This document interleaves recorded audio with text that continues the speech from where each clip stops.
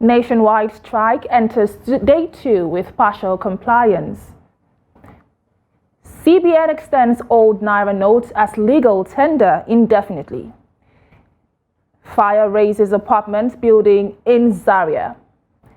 And on the foreign scene, thousands trapped as Israeli forces raid Gaza's Al-Shifa hospital. Hello and welcome to the news update on Trust TV. My name is Chiamaka Enendu.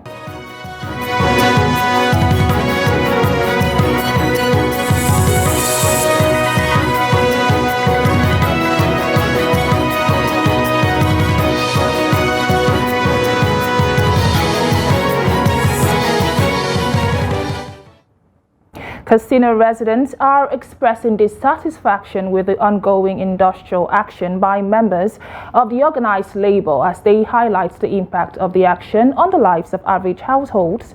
A cross-section of residents speaking to Trust TV News say there is the need to solve all disputes with our government without subjecting Nigerians to extreme hardship. Abdullahi Yamadi has more. Though the strike has recorded almost 90% compliance with almost all public institutions closed, some residents are groaning over what they described as avoidable strike by labor unions.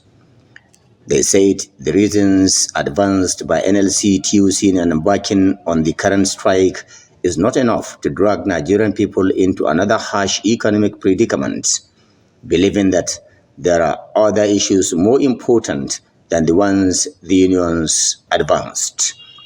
They cite as examples the persistent devaluation of the naira, soaring prices of essential commodities as issues more important than what the unions presented as reasons for embarking into the strike. I am not in support of what NLC and TUC are doing this time around, because what police or anybody doing to this NLC leader is something personal. So if NLC leader see or realize that they do wrong to him, so he has a right to go to court to seek for his own right.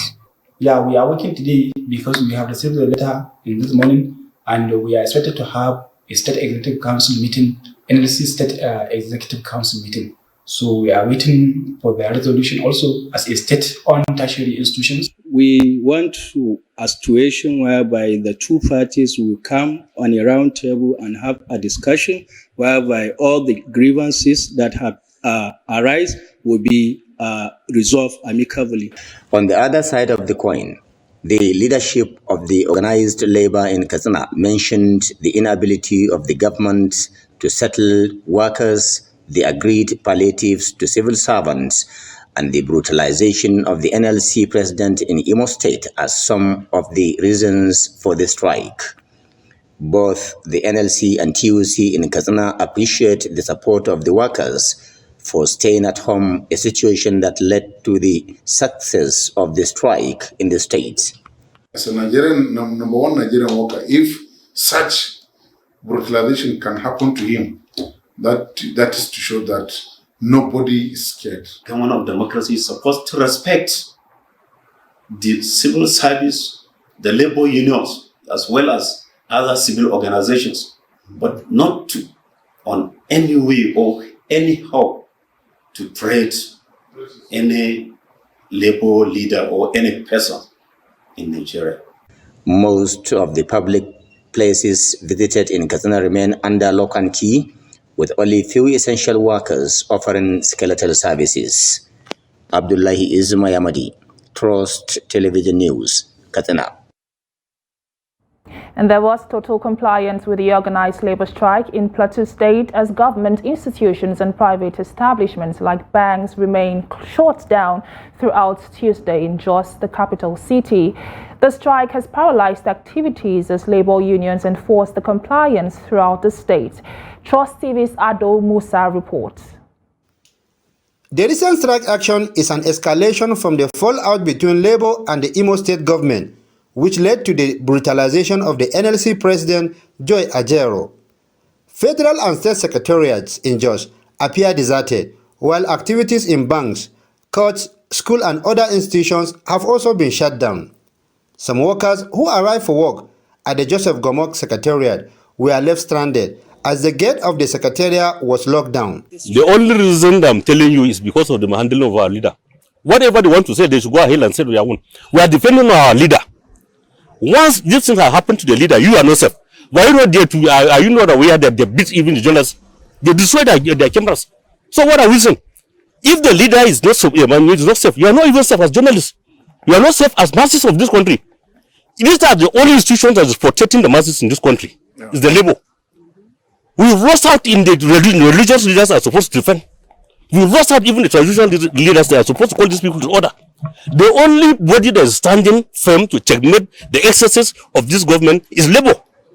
The chairman also explains why they went ahead to embark on the strike, despite court order restraining their action. The court that you are always just perpetrating injustice, you can never take it against the government, you take it against the labor and the masses. Since they said they don't want to respect, you are bidding violence. Let's continue that way. Now with the court, the last time when they brought the about, we said no, we are not respecting any court order. And practically they said because they reversed it and because of other circumstances, it has been overshadowed by other circumstances. And they withdrew it. It was illegal. They went and bought this on Saturday in somebody's house. And we want us to respect it. We are the same indigenous of this country. If the court is just for the government, let's continue that way. But what I'm telling you, they are breeding a lot of anarchy in this country. Some of the residents expressed divergent views on the strike action. Because as it is right now, people are suffering. People don't even know where the next meal is coming from. A lot of people have parked their cars because they cannot afford to buy fuel. Yes, the national president was brutalized. I think it is the responsibility of the police to investigate this matter, and if it is true, to now prosecute the officers involved. If they are going on strike just because he was assaulted, just for that reason alone, in my opinion, it's not 100% justified, because there are other people too, there are other citizens like you and I that have been assaulted in various forms and had nobody to stand up for us. So if it's just for that reason alone, I am not 100% in support. Although business activities were largely unaffected by the strike, parents and students were left dissatisfied by the shutdown of school as they call for a resolution of the issues. Ado Musa, Trust TV News, Jos.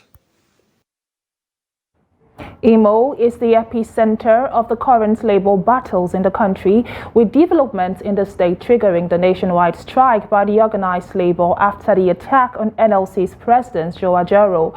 The state, which has been embroiled in labor protests for over a week, has also witnessed total compliance with the ongoing nationwide strike in the country. Trust TV's Ajibade Praise has a situation report. Upon our visit to the Federal Secretariat, we discovered that there is high level of compliance to the order of the NLC strike. Most of the offices within these premises are under lock and key, such as this one. The rest of Nigeria is catching up with Imo State, which has become the antagonist in the battle with the labor movement. The event of November 4th have snowballed into a national dilemma. All activities within the Secretariat have been grounded. No workers in the offices, as many of them abandoned their duties in obedience to the nationwide strike ordered by the national leadership of the Nigerian Labour Congress. Some of them who spoke to Trust TV News condemned the act of the Imo State government. They vowed to continue with the strike as directed by the leadership of the NLC. We have done the strike according to NLC because we see reason with them. What is happening in South Africa, we are not happy about it. We are observing it because we don't have choice not to observe it, because the leadership have said the strike is, and as a member, we ought to do that. Like if you see, everywhere is dry. The strike is not affecting the government offices alone. Private business owners are also feeling the heat as low patronage stare them in the face. Government schools are also not left out. The schools are locked and the students remain at home. Persons who had things to do at the Secretariat all turned back home disappointed. No one was there to give them attention. Because as you can see, people who want to do something with the offices, but now it's locked, so nobody can enter the offices. I just pray that one of these days the government will look into our issues and resolve it for us. to me, it's supposed must have commenced before now. And on the side of dealing with the national policy, Mr. Ajero, it is really condemnable. The governor, in a forum where he interacted with the Elders Council, insisted he will not bow to the pressure of the NLC. That is not acceptable. And government must not be cowed by any of them. I will not submit to that. I can never let you there. Yes. When we met at our level, we have been doing alternatives with political money. As the battle between the Labour and Imo State government continues, the social-economic situation in the state remains bleak. The activities of the NLC has continued to bite hard in the state. Most residents are calling on the federal government as well as the state government to look into the matter with a view to provide lasting solution. Ajibade Praise, Trust TV News, Owerri. And we now have joining us live via phone in Katsina Abdullahi Yamadi to give us an update on what is going on there. Yamadi, can you tell us about day 2 of the strike in the state? What is happening in Katsina State? Well, thank you for having me.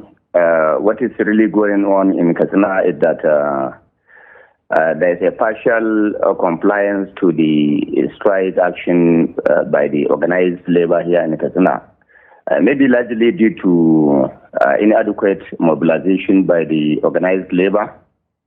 And of course, the difficulties people are facing largely due to increasing prices of essential commodities and so on and so forth. But at least there is 70 to 90% compliance. And of course, the leadership of the organized labor are currently mobilizing public servants on the need to comply with the directive of the national body of the organized labor.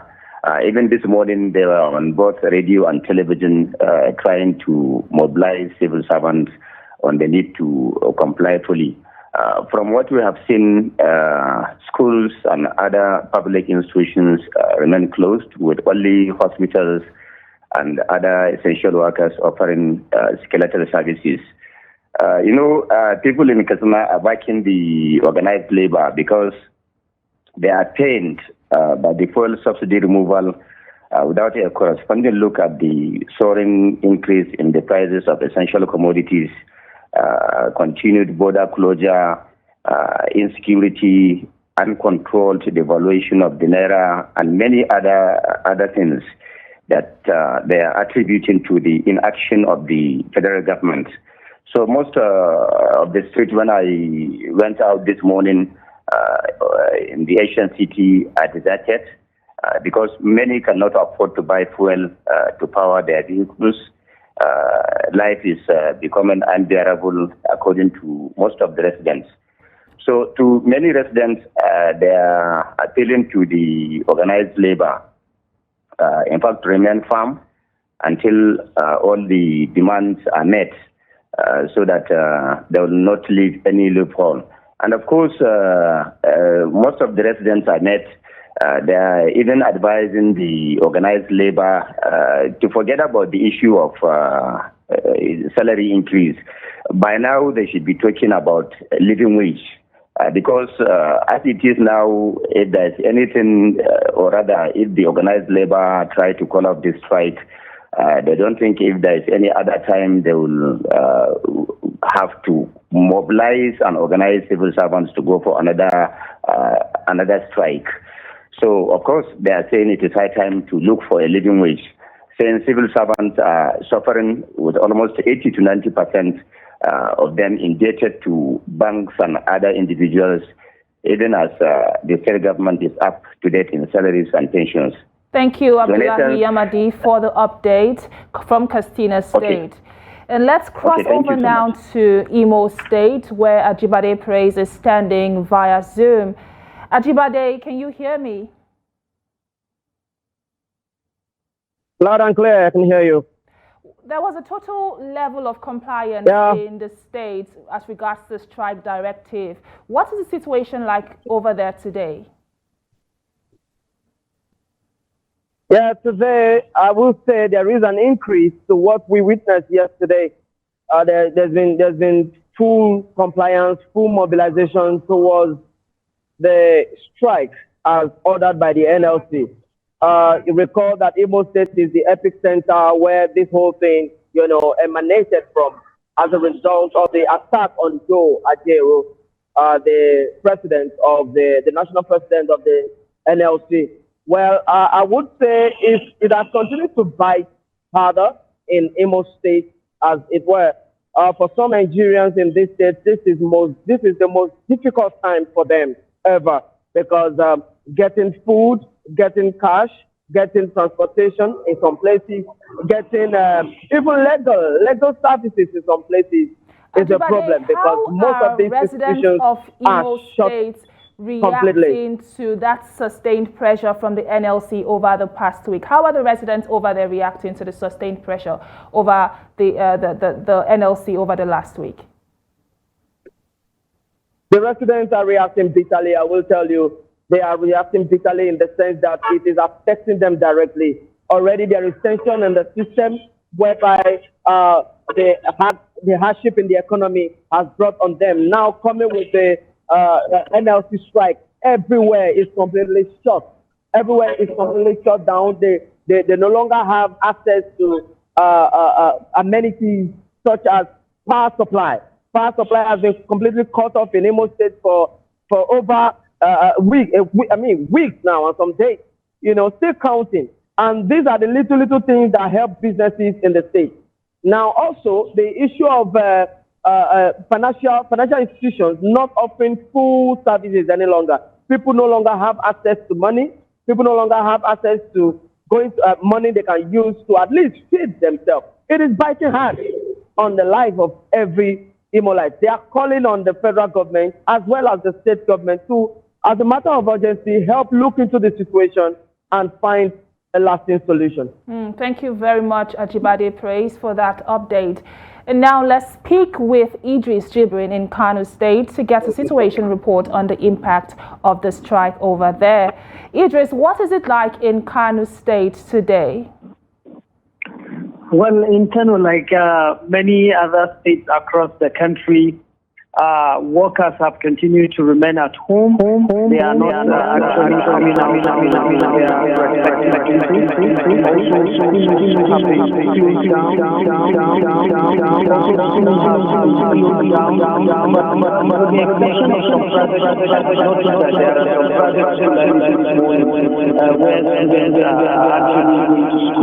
But then, Kano is a place of business activities. Markets people are going to market as usual, but not like before. Before the strike, people used to come out very early in the morning. But as of yesterday and today, people started coming out at between 10 to 12 before markets will be open and then normal activities will resume. But then you should know that not everybody in Kano is actually happy with this strike action like many other parts of the country. And what are residents in Kano saying about the strike vis-a-vis its impact on their livelihoods and their lifestyles? Definitely, there is a huge impact on the livelihood of the people. For instance, there are so many people who, I spoke with so many people, even I've seen many people who went to the bank yesterday and today to withdraw money, but then the banks are closed, so they cannot withdraw money. There are also places that are operating POS, point of sale, that people can easily go there and have cash. But then those people that are also operating POS cannot be able to give you the money you require. For instance, I've seen a place where if you need 5,000, they give you 1,000. If you need 10,000, they give you 2,000, because the POS guys too cannot have money from the banks because the banks are closed. And those going to the market, especially those going to rural market, I have had instances where farmers will say they will not give you their produce for transfer. They need cash, and you don't have the cash to give them. So some people have to come back to town because they can't get what they need. Thank you again, Idris, for that update from Kano. And over to some more news. We have heard that the Central Bank of Nigeria has extended the validity of all 200 naira, 500 naira and 1,000 naira notes indefinitely. The Apex Bank's Director Corporate Communications, Isa Abdul Mumin, in a statement on Tuesday, said the decision in line with international best practices and is to forestall a repeat of earlier experiences implementing the policy.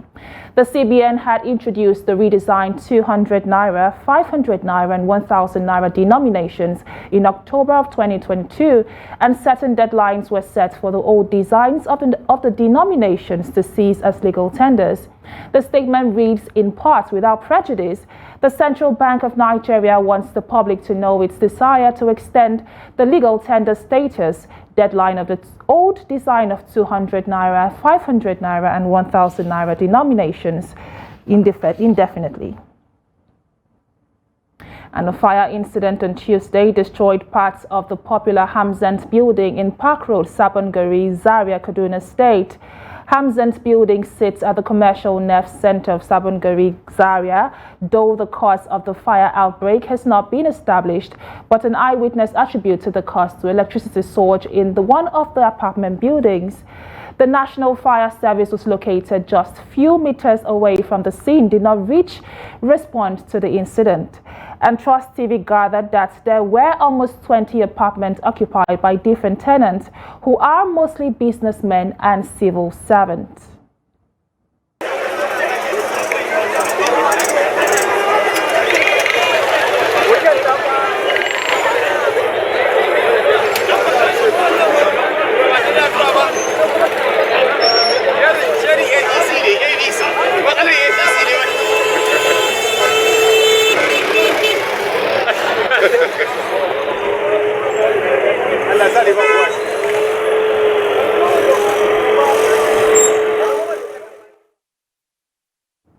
And coming up, false accusation and jungle justice victim speaks out. More news when we return, to stay tuned.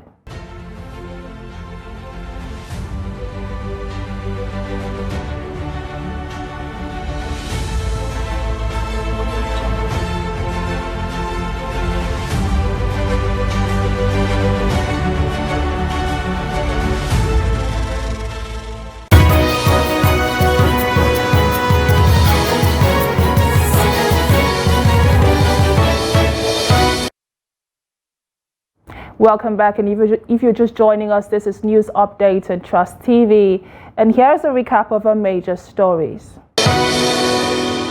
Nationwide strike enters day 2 with partial compliance. And CBN extends old Naira notes as legal tender indefinitely.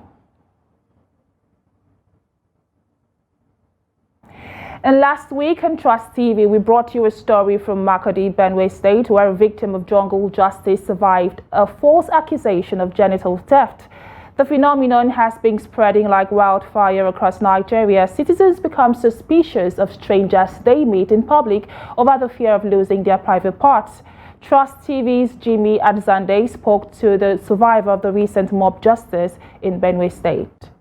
The brutally traumatic experience almost cost Emmanuel Ayeme his life. A false accusation led to mob action, with Emmanuel at the receiving end of violent attacks. It took the intervention of the security agencies to prevent a fatal outcome. They asked me to look at one of them who was in their group, whether I have seen him before. After a close examination on the face, I recollected that I saw him about an hour ago, close to the entrance of Zenith Bank. And they said to me that in the course of talking with him, he lost his manhood. And then I reiterated quickly that how did it happen? How?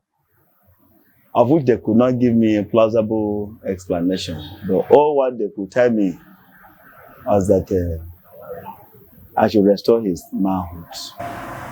The phenomenon of genital theft or disappearance continues to leave behind victims of false allegations as jungle justice takes center stage.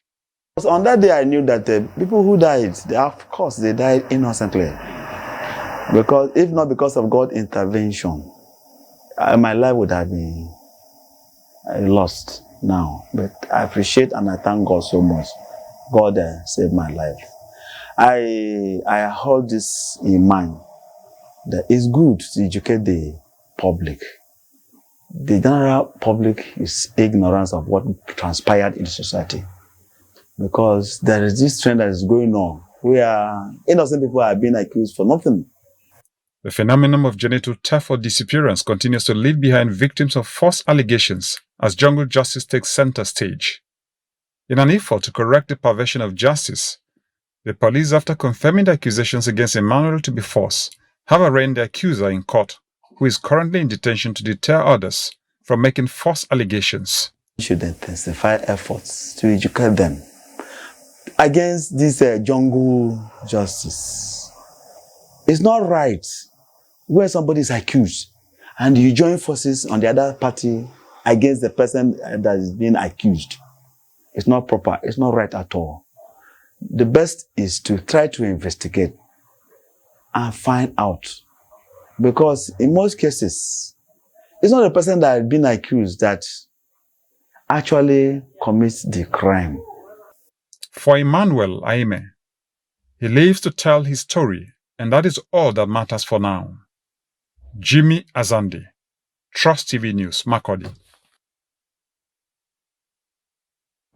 And now to news on the foreign scene. Israeli forces have raided Al-Shifa hospital, where thousands of Palestinians are sheltering following days of heavy attacks in the area surrounding the complex in Gaza City. Israel's military said on Monday and Wednesday morning that it was carrying out an operation against Hamas in a specified area at Al-Shifa. Calling the assault a targeted operation on Gaza's largest medical facility, it said the raid was based on Israeli and United States intelligence. Israel accuses Hamas, the group that governs Gaza, of using the hospital as a base. Hamas rejects the claim, and Israel has not produced evidence to back up its assertion. And dozens of Israeli soldiers entered the facility while tanks were stationed in the yard of the medical complex. The raid is considered to be very risky and dangerous, as inside the hospital there are around 7,500 Palestinians, including patients, doctors, and displaced people. And with that, we've come to the end of the news on Trust TV. Do not forget to follow us on all our social media platforms and join our YouTube live stream for more news, programs, and documentaries. My name is Chiamaka Nnendu. Thank you for watching.